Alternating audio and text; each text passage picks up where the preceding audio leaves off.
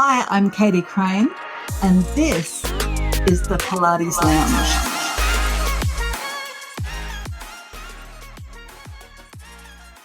Welcome back, my friends, and welcome to Season 2 of the Pilates Lounge Podcast. Who would have thought that we would have survived an entire year of listening to a podcast about Pilates? But here we are again. Thanks so much for joining me. My name's Katie Crane and I am the Pilates professional.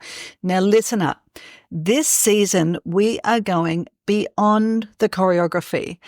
Whether or not you realize it and whether or not you are teaching a mat class, reformer classes, or serving people with clinical Pilates, you, my friend, are in business. And in this world of Pilates, owning your expertise is as important as perfecting your repertoire.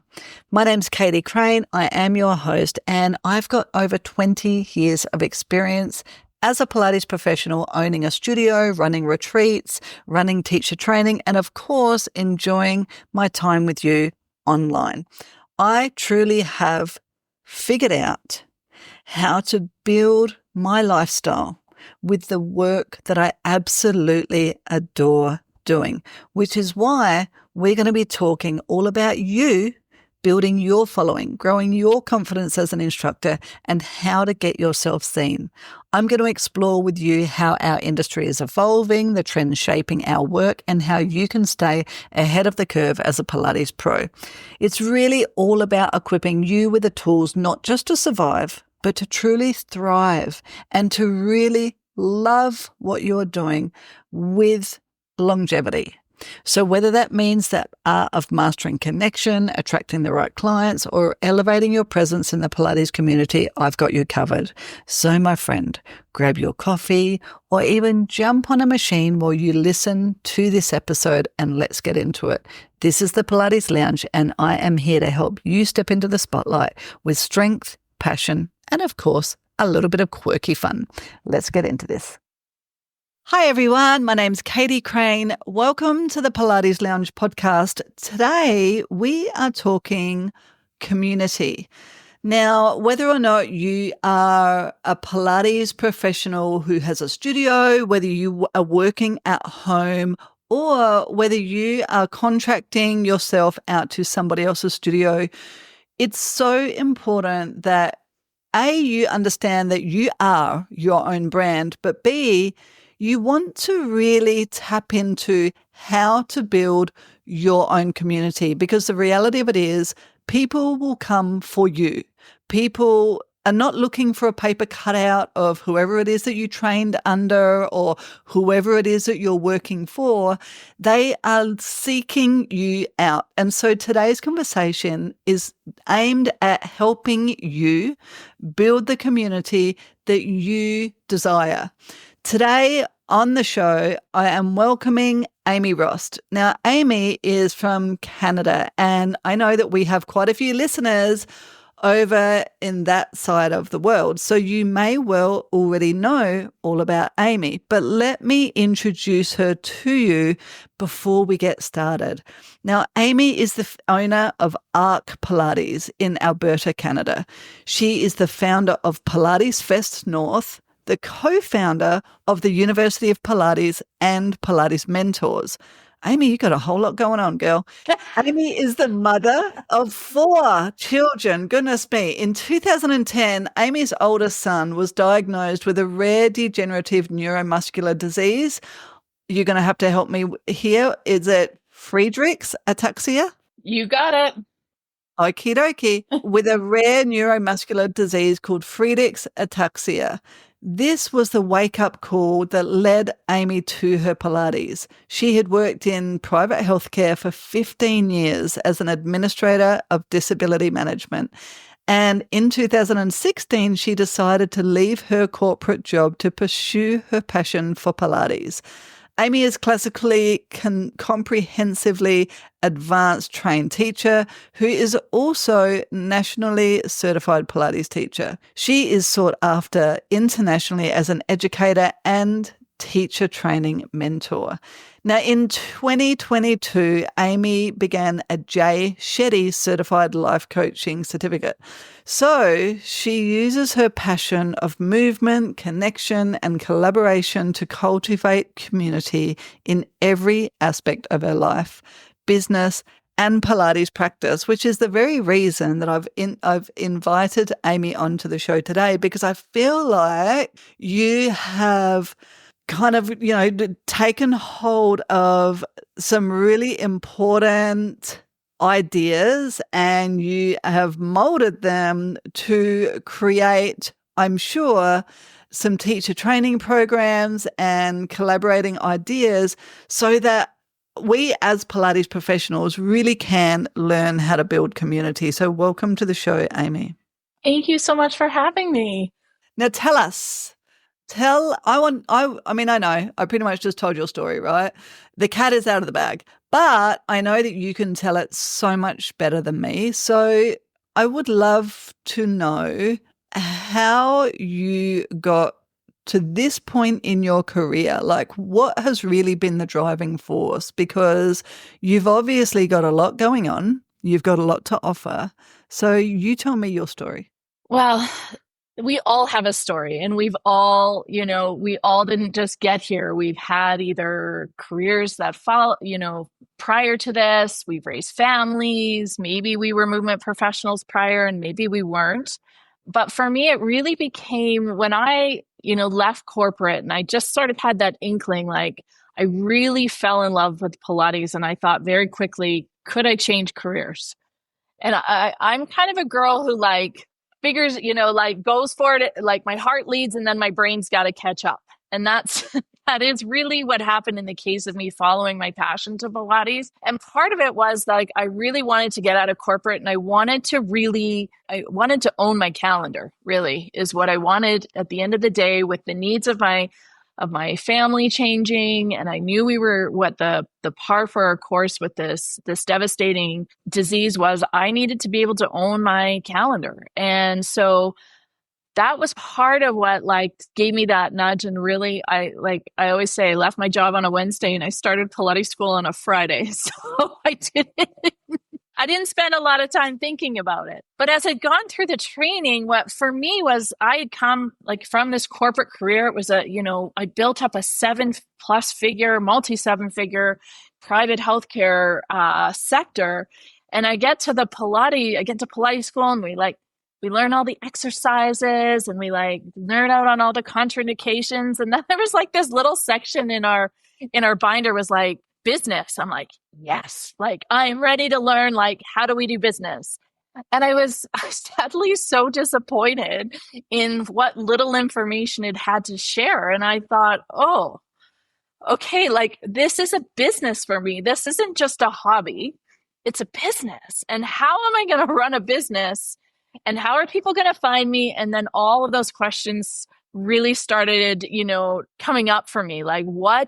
How was I going to do this? And very quickly then we dove into what a business could look like, because I knew there wasn't going to be just one way. And I hope for anyone who's maybe at that point where they're starting, there's not just one way to run a business. There's not one way to build it. And you've got to find your passion and your special skill to create that business, so then your community can find you. And so that's really a little Cole's notes on how I started, how I got there. But the business side of it was always a real interest for me. And part of my mission and in all the other things I do is really ensuring that we create Pilates businesses that are thriving and sustainable. It isn't just a hobby for many. So that's, so super, just a really interesting way to think about it. And I think in a way, probably not really sort of the direction that I maybe thought, but for me today, that is so much of my mission. And that's, what I do every day, and I love it. Oh, that's cool. Because do you see that as well, when we become Pilates instructors, but then what? I've got all these exercises. I know how to teach a class. I'm still very new and I still need direction. But what I most need direction in is, how do I now find myself on the floor? How do I now find my voice without feeling like, am I meant to be the paper cutout of the person that trained me? What do we do with that? Well, no, do not be the paper cutter of the person who trained you. Please. I always say, in our teacher training, like, do not become me. The world needs you. It needs your voice and your skill. And it can be really daunting when you start because, like when we're done, we have thousands of exercises and we can teach in some capacity. And now what are we going to do with that? And I think, finding your own voice and really actually taking a little bit of time to be really clear, like when you're teaching, who do you love to teach? Like, let's start there. Who do you love to teach?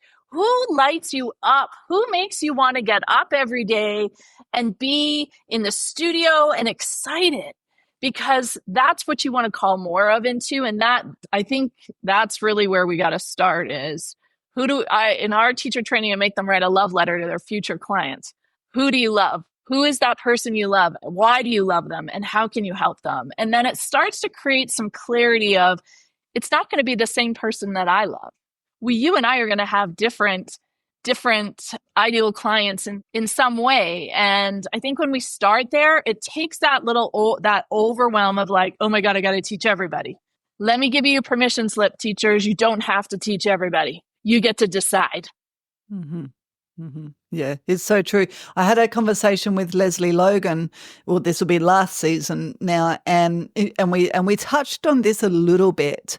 Of it's okay to niche down. It's possibly one of the scariest conversations that we can have with ourselves because we think that we need to teach everybody, that we need to be speaking to everybody, but we actually can't have that such a deep conversation with everybody, but you can have the most life-changing conversation with a very specific avatar or a very particular person. And that's actually where we are going to make the difference to somebody's life, like in a way that we can't even comprehend when we start out. 100%. And I think it doesn't mean like when we niche down that is only who we are going to teach, because people will still find you. But when we niche down, then you're at least talking to that audience and that ideal client, the people that light you up, they can hear you. If we're trying to talk to everybody, nobody can hear you. Nobody can really understand like, who are you for? But when you show up, like, who are you for? That you can have more than one niche. But I always say, like, first find that one that you love, because that's what you want to fill your practice with. And let's face it, if you're like, my studio is in my basement. We're in it right now. Here we are in my house. I can't teach hundreds of clients. There's only one of me. So I'm going to be very careful who I let in. I'll also share the story is, if you let in the one person who you meet and you're just like, I'm going to teach anybody who comes through the door, and you take on that client that you like, your spidey sense tingled that first day, let me tell you, by the time you get to day 10 or day 20 of teaching them, you're cringing and you're exhausted because that's not the client for you. And it doesn't mean that client is a bad person. It just might mean it's not a good fit. And it's okay to generously refer them somewhere else. That's why in my studio, I make them do 3 privates before I'll even agree to take you on. Oh, wow. That is ballsy, girl. Okay. So, and I love it, right? I mean, so with my studio, I've built a studio it'll be coming up 20 years nearly, and we've got about 10 instructors, and even then, each instructor actually has their own ideal client. Each instructor has their niche. But sometimes you do end up teaching somebody that just does not align with your core values. Realistically, how do we have that conversation to make them feel valued, but also help them find the person that is for them, because that's a scary conversation without feeling like, that they're going to backlash on you or something.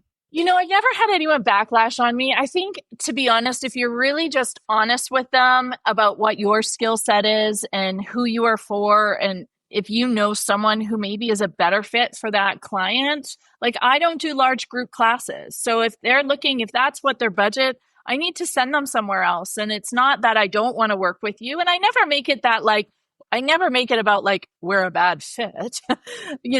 I think you can send them on their way lovingly, feeling valued and feeling seen still and heard, and just saying there's a better choice. I think this is a better choice for you.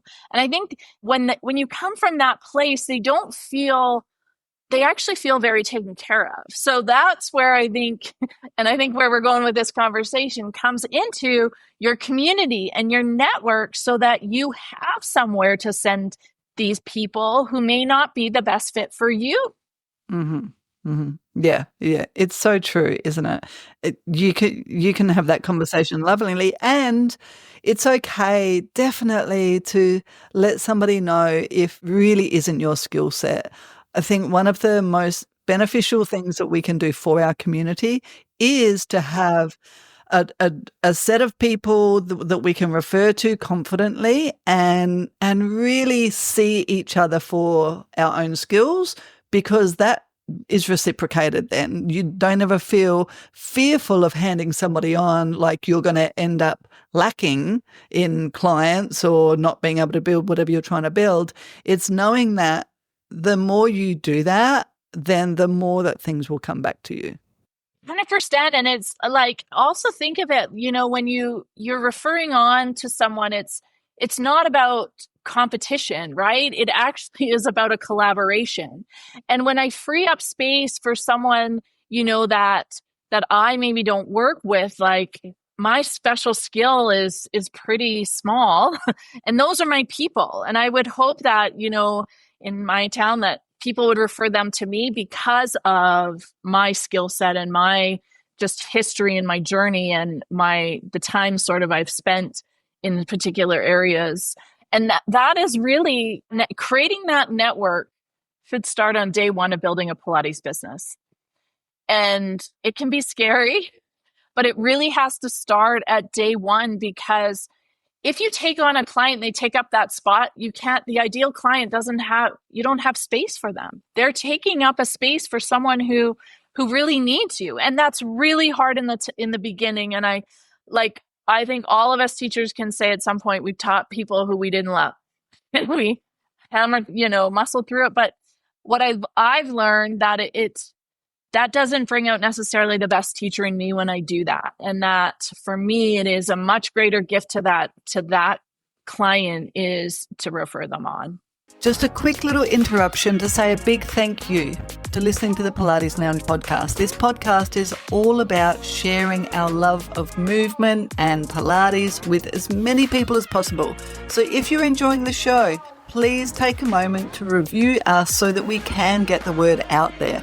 Also, if you haven't joined us on the Pilates Muse newsletter, it's a bi-weekly newsletter that shares a whole load of information with you.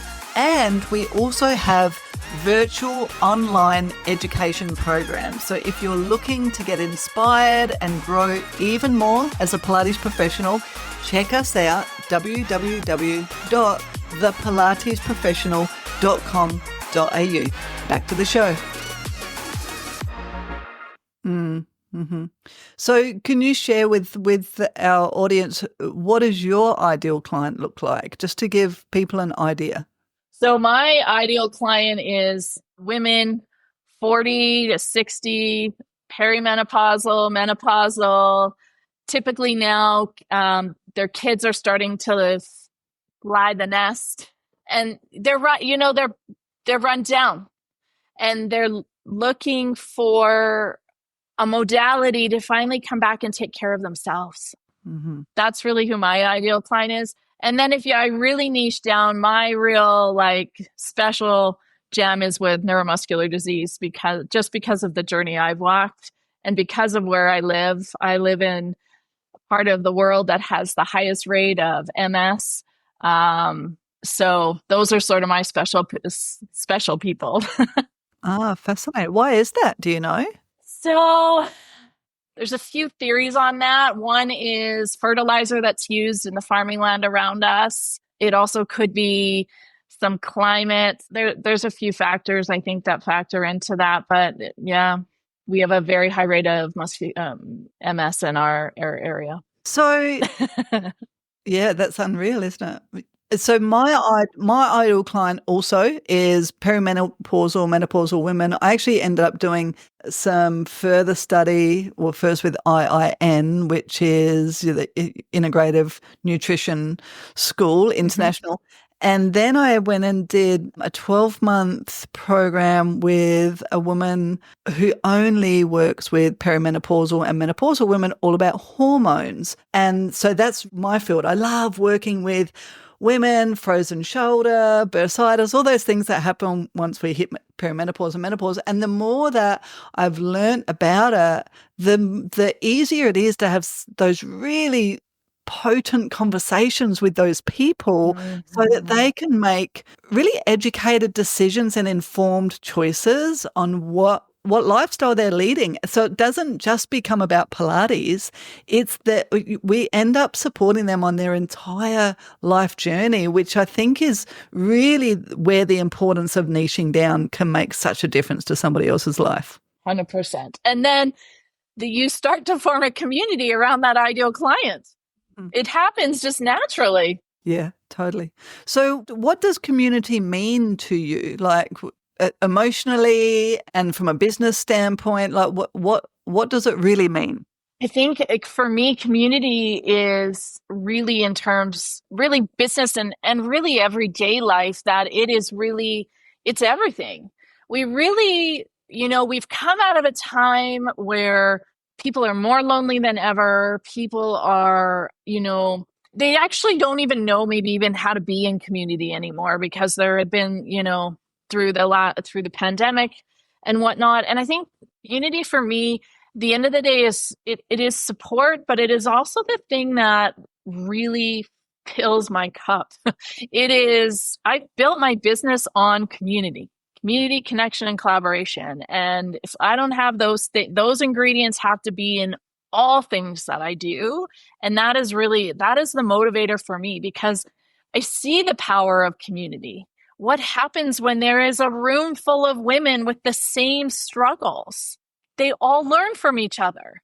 They all form connections with each other. I always say here, they come for the Pilates and they stay for the community. And I'm really, really proud of that. I'm really proud of that. That's so cool. It's so true, isn't it? When in our studio, you end up realizing that there is really that 7 degrees of separation as well. That the people that end up coming. 100%. Oh, I didn't know that 100%. you knew that person. Right. Mm-hmm. 100%. And I think it is the most under talked about and the most undervalued piece of building a business. It is your superpower in business. If you create a strong community, you never really have to market much. They do the marketing for you. Like, there's so much that can be threaded back to community. And a lot of the time I think of like, what's the purpose? Like, yes, I can help lots of people one-on-one, but what happens? Like, there's really something magical when there's a group of Pilates teachers or Pilates nerds in a room. Like, you can feel the energy and it is palpable, and everybody feels it. And not only do they feel it when you're in your space, I think the really important thing is that then they get to take that energy back to their communities, to their houses, to their jobs, to their friends, to their circles. And I look at it as that ripple effect that we can put out into the world. And it started with a little Pilates. So true. That ripple effect, that's exactly what it is, isn't it? And then that ripple effect continues to come back to you. Like it's circular. It's cyclical, isn't it? 100%. Yeah. Like that energy. It's an energy exchange. And sometimes you don't even know the impact you have. And it comes back to you tenfold. And you're like, I feel really lucky to be able to do what I do every day. and really cultivate community in all aspects. Same. So how do we find our voice when it feels like nobody is listening? Or maybe maybe it feels like, our voice, it isn't being heard by the right people. How do we get heard? Well, I think, somebody is listening. I think don't underestimate it. Somebody is listening. Maybe it's not showing up in likes or in whatever your platform is, hearts, whatever. Most of the time there is someone listening. And I think sometimes, you can get overwhelmed by just looking at your daily insights. And I don't think that's it's not necessarily a true and accurate testament to what you're doing. There is a whole thing, and I learned about this a couple years into business because I was out with a bunch of girlfriends. We were at a table and they were like, "Oh my gosh, I love what you're putting on social media." I'm like, "Yeah, you got to hit the like." That heart, you got to hit it. That's how. So there's this whole thing called dark social. And depending who your ideal client is, they may not be on Instagram. My ideal client is not on Instagram. I know that, but my Instagram is where we get to make connections like this, where geography is no longer a limitation. My ideal clients are actually on Facebook. That is where I get the most hits. So it's also, where are your people? If you're not talking to anybody, if you're talking to everybody, you're not talking to anybody. And where is that? I am very, I know where I can see my ideal client. I know which coffee shop she likes in my town. I know which boutique she likes to go shopping in. I can see that client so clearly. I know that, she's going to be at the PTA meeting with, for those kids getting ready to graduate, those sorts of things. So I think I don't ever think there's not anyone listening. And I think sometimes you don't know even the impact you're having if you're looking for that instant gratification. Be consistent. Use your voice. What makes you unique? What makes you different? Talk about your core values. Those things matter to people. And that's how you're going to attract a client. It's not by doing a fancy high bridge on the reformer. Because they're going to look at that and say, I don't think I'm ever going to do that. Maybe, maybe not. Yeah, well, that may be for some people, right? If that is their perfect client. For some people, totally. Yeah, for some it is, yeah. Yeah, sometimes I look at social media and I do wonder, well, that looks amazing. It's really pleasing for the eye. But is that your ideal client? Because I know for my clients, my 40-plus women, they love it when we put just a photo of us hugging somebody. It's as simple as that. Because it's relatable. So who are we talking to? And are we talking about the things they love? It's, just speaking to this, we just had a teacher training session and we had probably our youngest teacher trainer ever. And I learned so much from this girl about what that younger generation thinks of social media and thinks of Pilates. And my jaw dropped. I was so sad. For what they interpret and what they see and how they feel like sometimes it's being portrayed. And it really made me sad. And I thought, wow, I think we've got to get back to who are we talking to? And we've got to be really mindful how we're talking to them, because you got to explain this now. My heart goes out to her. What's going on? Well, no, she just said she can't stand. She actually had to turn off all the Pilates accounts she was following because it really geared to the skinny, young, rich white girl. And I was like, oh my God, do you see that when you see my social media? And she's like, oh no, not yours. She's like, but that is all over. So when you start, that's what starts to feed your feed. And she's like, look out of my group of 6 friends, 4 of us have had eating disorders. So that just doesn't talk about body positivity and I just thought, oh, we've got to be really careful how we speak and who we're talking to. So again, if you're a Pilates teacher for dancers, those beautiful moves are really going to appeal to them. There's nothing wrong with that. But again, just spend some time thinking who it is I always often like when I'm making a post that ideal client sitting in front of me, what do I want to say to her today? What value could I offer her? And then I think your voice will be more heard than you think it is. This is so important, isn't it?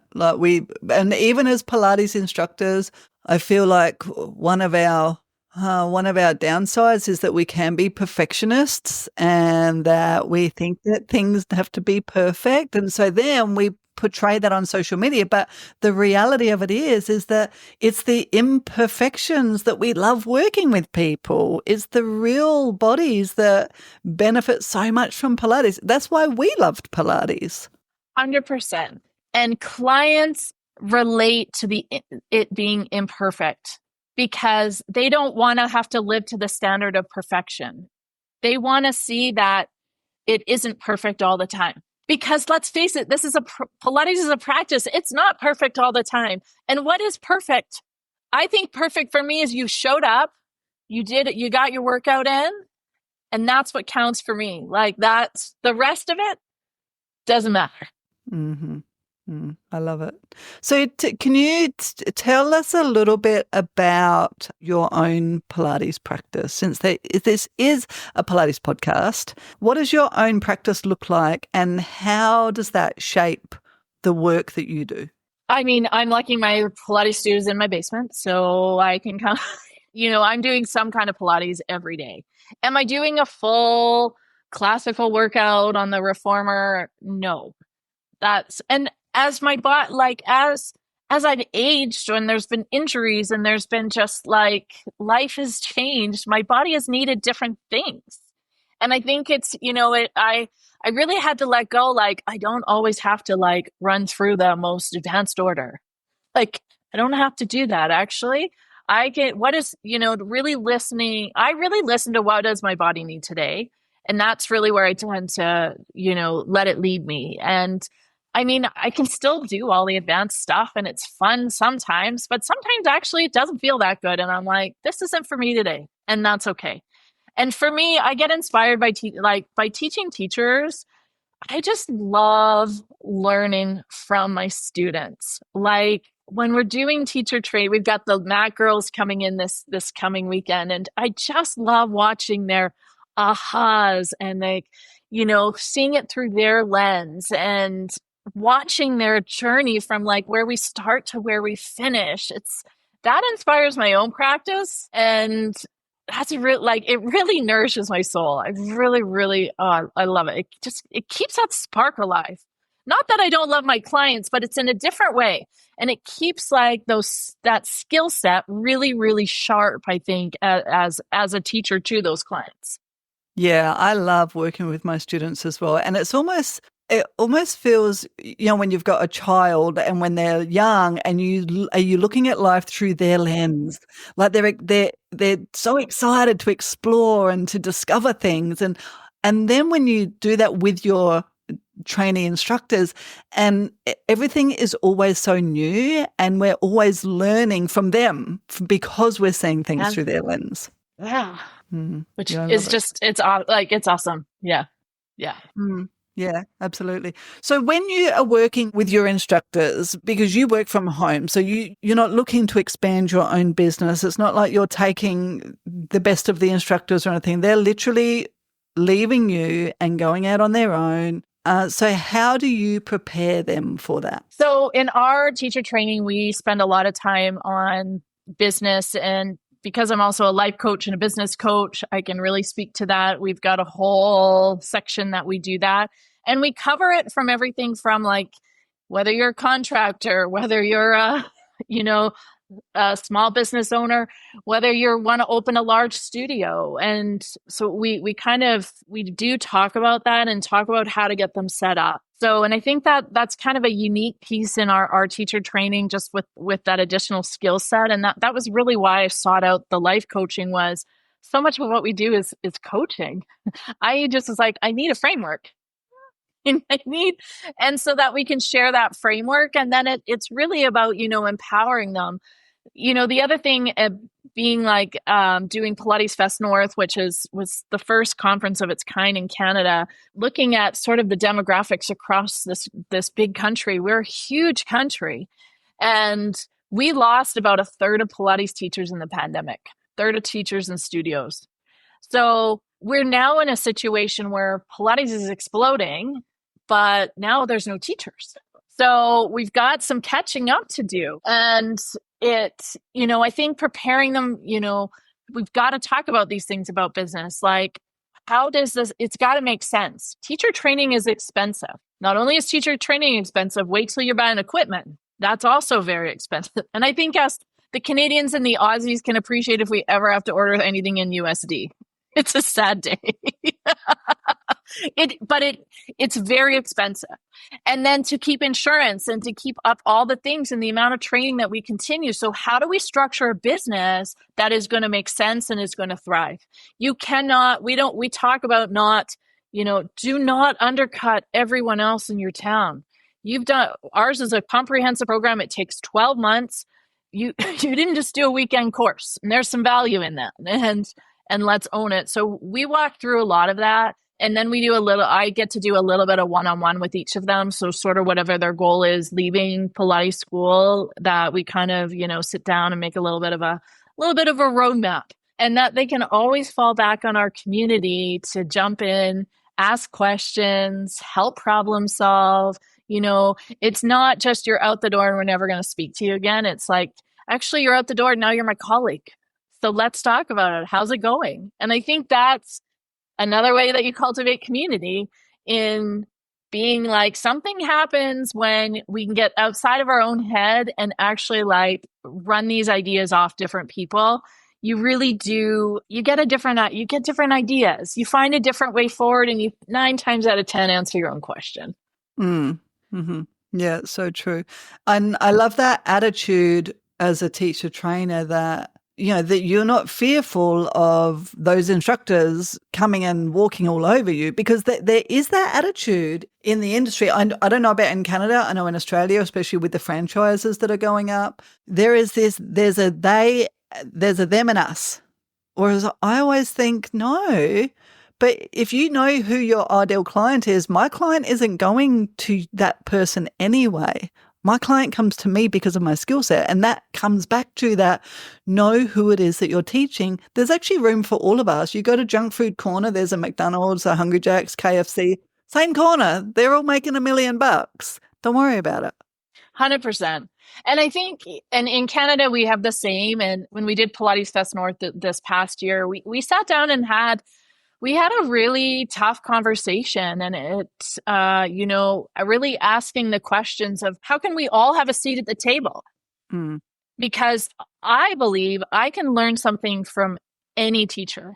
Every teacher has something that I can learn from. And when you come into, like, if we come into that as professionals, as colleagues, and curious rather than, that's not the way it is, I really just think that really closes off a community. It isolates. And for me, I like I said, I think I know I've learned something from every single teacher I've ever sat with or took a workshop with. I've learned something. So let's maybe look at, what can I learn? Look, I don't have to do business. Don't do business like me. We don't have to teach 100% like someone else, but what can we learn that aligns with our values, take back and expand on in our own studios? It's so true.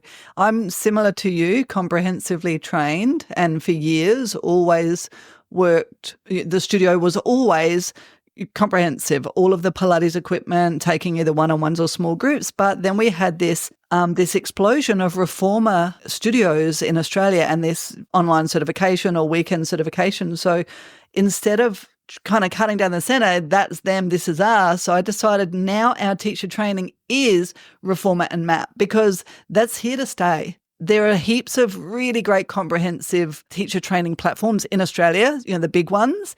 Let them do that. That's who I was taught by as well. It was amazing. But there is a missing link of, well, how do I become reformer or MAP certified and still have really quality instruction where I can sit at the table. So for our business, that's what I decided to take on because I want there to be a standard of reformer classes so that then it's okay if that's what you do, but let's offer you something that you can really be proud of and feel like you're really competent at what you do as well. Yeah.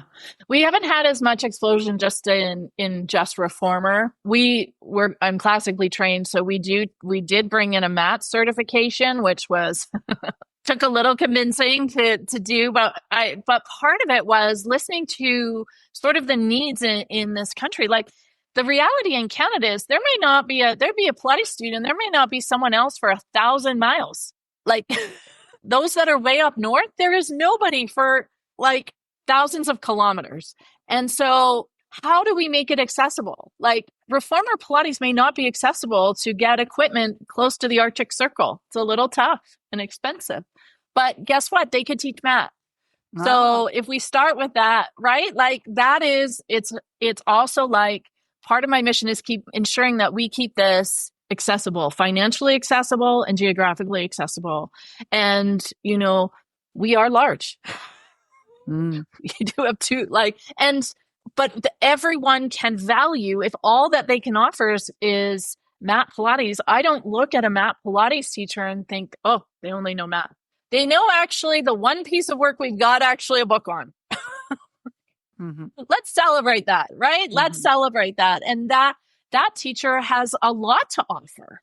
And their community will benefit from it. So I think we've had to be flexible, right? We've had to be flexible in what it looks like going forward.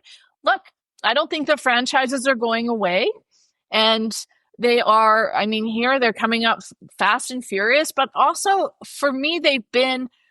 I think what we can learn from it is one, that type of Pilates is not for everyone. Two, it helps the name of Pilates get out there more than it ever has. That is why I think, like I was just reading, a stat had come out in the last 12 months, Pilates classes are up. Enrollment is up in Pilates classes 92%. All right. If it's up 92%, let's make a business out of this that's going to thrive and survive no matter what. Yeah. Amen to that. Yeah. We all piggyback off of each other's success. 100%. 100%. All right. Now, I've got a curly question for you. Okay. So I've been going through, by the time this airs, then hopefully the story has settled down a little bit. So my studio has been touted as, at the moment, as homophobic and transphobic, which could not be further than the truth. I'm a lover of every single human being in the world. But unfortunately, some rumors have gone out and we've actually ended up losing, I think we've lost about 10% of our clientele. I think by the end of this whole experience, we will potentially lose up to 20% of our clientele because instead of coming to us, people are listening to, it was a news article that was put out. Basically, I was sponsoring a football club and they put on a pride event and I let them know, look, as a company, we're neutral. I don't want to sponsor anything that is aligned with any political ideology. I don't think that it has a place in sport. In my heart, that's my choice, but it has been pushed as if now we are homophobic, which we're not. It's the saddest thing in the world. So we are pivoting on a dime, I guess, letting our current clients, and most of our current clients realise that what has been spouted is not true anyway. In fact, many of our clients are part of the gay community. But, how the message can get out there that is just so wrong and just so damaging, and not damaging even just to us. It's damaging to people that are vulnerable, that don't feel that they are supported. That's really what breaks my heart. But so as we experience this, I definitely feel like instead of this being a negative experience, which it has been personally, has crushed my soul, but from a business standpoint, I feel like the best thing we can do is to hold our ground, to go out with love and to support everybody who needs support. But I feel like it's also potentially a cracking of the egg, I suppose. It's a shedding of the skin. It's potentially letting go of people who do not recognize us for who we actually are. And it's forced growth where we now get to find our true community. A lot of our community are churchgoers.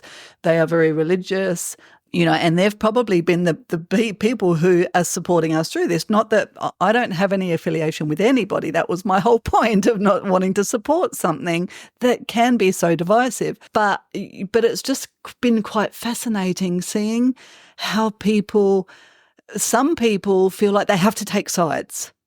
That if you don't celebrate this, then you must hate it. No, that's actually the least of my point. Was if I don't want to celebrate it because I want to stand with everybody, that I don't want to be marginalised, so we're not going to stand with anything that is marginalised. It's so fascinating to see how people are so quick to people that we don't know mostly, but up to 20% of our clients are choosing to walk away from when their eyes have shown them differently, but they are so easily led by something that is obviously such a difficult topic for people to want to deal with. Nobody wants to talk to us about it. They just want to leave.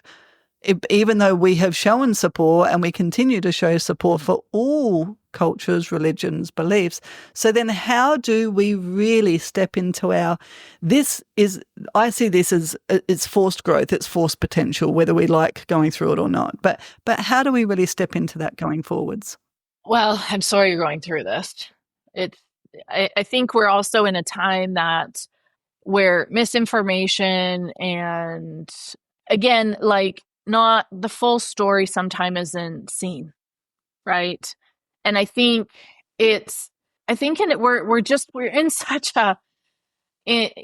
an interesting time, and I think in a lot of ways it really is difficult because there are a lot of sensitive issues that are out there, and I, like you, this is a space for everybody. It doesn't matter to me whether you're abled, you're disabled, you're Black, you're white, what your religion, what your gender. None of that actually is. This is a space, and I think moving forward I think it's okay to have the hard conversations and to invite people, whether they choose to engage in that conversation or not, but having that hard conversation about what you stand for, like who is the community for? And that's, I think, where we as an industry have to do a little better about representation of who is doing Pilates, because my studio doesn't meet the Instagram perfect shot in any capacity. But I think at the end of the day, when, Katie, if you can just be really, the growth, it sometimes, like, in the most uncomfortable is launching you to something even greater than you could imagine. And it's just, we've got to walk through that. There's some fear, and we walk through that to something even bigger than what we could have imagined. But maybe that's just it's how do you have those hard conversations in that class, and how do we, look, it doesn't mean I always say I don't always get it right. I don't always have the right language. Please, bear with me if I've said it wrong, but being just really honest, teach me, seek out ways to learn from those who are doing it, and learn from those who are really really helping all of us evolve to a better understanding so that we can be more inclusive. I really believe it's like that invitation. You're invited. You are always invited to my table. I will always make it bigger. Always. I am not afraid of a hard conversation. I'm not afraid of a hard conversation. Yeah, and that's what we have been doing. Come and discuss this with us. Come and sit down. Let me hear your fears. And on the whole, when people actually come into the studio and discuss it, 100%. then they say, "Oh, okay, now I get it." So it's not about not standing for inclusivity and diversity. It's actually, there is no flag for that.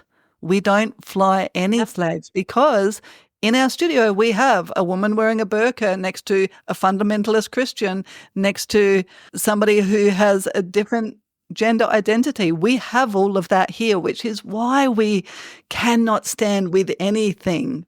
When they realize that, I get it. And I see that with my own eyes. It's just so fascinating how divisive. But not everybody's ready for the conversation. And it's easier to just pass judgment and make a different choice, but then you get to make a choice too. Yeah, and like I say, it's forced growth. Yeah, forced growth. And when we were talking just before, we were talking a little bit about Jay Shetty, and I do want to just share a little bit about that community, because what Jay Shetty does, so I did Jay Shetty's coaching certification. I was just in absolute awe of how Jay Shetty does community. And he does community like I've never seen anybody else do community, to be honest. To be, sit on these Zoom calls and you've got 30 different countries on there, and you've got all age ranges and all cultural backgrounds and all it just was absolutely in awe. And I really have to say it caused me to just step back and really take in how awesome it is. And when you find the people who are coming together for the same thing and who believe in the same things, it goes back to really, those are your people. And we live, we're across an ocean, we're quite a ways from each other and have very different cultures, but there's also lots of similarities in that. And if we're open to finding what is the commonality that can bring us together to deepen a relationship, further communication, then that's going to create connection. And if someone's not open and ready for that, then it isn't going to happen organically, and it can't be forced. And I think, when we go out into that bigger world and you see sort of, in a time where we've seen so much shift in our generation, our generation has been through a lot. We're probably things will never be as calm as they are today. So buckle up for tomorrow. And I'm like, oh, isn't that true? Because we've got this digital access, we've got information that isn't always true, and not everybody is discerning whether it's true or not. I mean, yeah. I think it is the world we live in. And then I think it's about calling in those people who get it. Those are the people I want. Right. But again, I will my table always has a chair. And we'll I agree. Squish into that chair.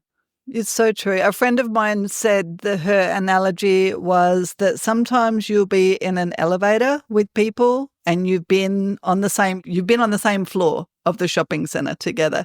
You get into the elevator together and your life lessons now are different, even though you've shared that pathway, that journey for that time, which was the perfect thing for you all. And then once you get into the elevator, then it goes up and they get off on one floor that might not be the floor that you need to get off yet. Maybe you're on a different floor, and that's partly what I'm thinking is happening, even though it's the hardest thing I've ever experienced. 100%. I think people also, clients as well, people come into your life for a reason and maybe a season, and they don't stay forever. And that's maybe where the growth is for both sides, that it was the time together was great and we learned what we needed, and now we are going to grow independently. And I always think of the butterfly, right? We're spreading our wings and maybe it's taking us different places, and that's okay too. But I think it's, I think it's, as business owners to just be willing to have these conversations, I think is really important. And I think, again, we can learn something from both sides. Yeah, absolutely. I agree. I think as a business owner, you have to be the one who has the seat at the table, whether you like it or not. Totally. And your job description is difficult conversations. Whether you're a contractor, whether you're the employer, all of those things are. And I think, being willing to, and we've been on both sides. You shared in my bio, my oldest is got a very horrific disease. We're getting to end stages of this disease, and these kinds of difficult conversations, or even being put in situations in our own medical system here where we really struggle to advocate and to not be labeled, is it's ongoing. So it's that continuing, I think the continual learning and that just continual advocating for what you know to be right and true in your heart. Yeah, I can't imagine what you must be going through, and to, as a mother as well, to want to be the voice for somebody that you love like nothing else in the world. Yeah, that's my hardest job right there. Yeah, I bet. So I've got one more question before we head off. Okay.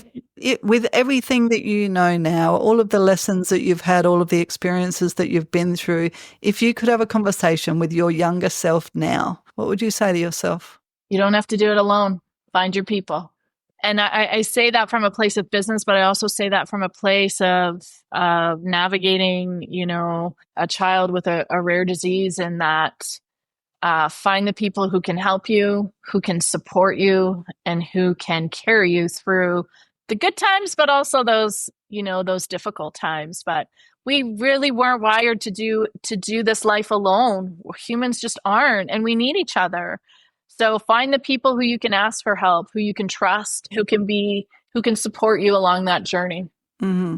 That's so awesome. It's so important, isn't it? Find your people, find your community. Find your people. Mm-hmm. Amy, thank you so much for your time today. I know that this conversation is going to help so many people, whether you are brand new to Pilates teaching, whether you are becoming a Pilates professional, or whether you are well on your way to carving out your niche market. Finding community really does make a huge difference to the people that we serve, but also to you stepping into your truth and for you to really give to your community what they need from you, because we are in this opportunity of serving other people every single day. And it's an honor to be serving people the way that we do. So if you need help finding your community, you will find Amy's details in the show notes as usual. Amy, do you want to share with our listeners your social media handle and your website? Sure. So my social media, best to find me on Instagram, and it's arc.pilates. And my website is www.arcpilates.ca. I'm in Canada, so it's ca, not .com. Those are the best places to find me. Reach out. Let's connect. If you need help finding your people, let's find them together. Fantastic, Amy. Thank you so much for your time. I really appreciate it. My name's Katie Crane, the Pilates professional, and this is the Pilates Lounge Podcast.